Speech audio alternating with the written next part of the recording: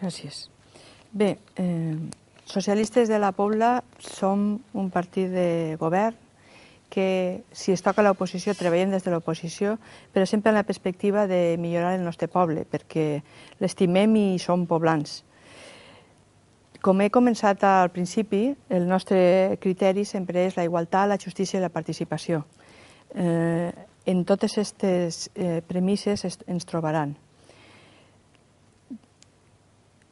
El primer que farem si estem al govern serà proposar una ordenança de participació ciutadana que estem esperant ja fa molt de temps i que permetrà crear el Consell de Participació, el Consell de Sectorials, fer consultes ciutadanes i pressupostos participatius. Volem donar la paraula a la gent, perquè al fi i al cap se governa per a la gent.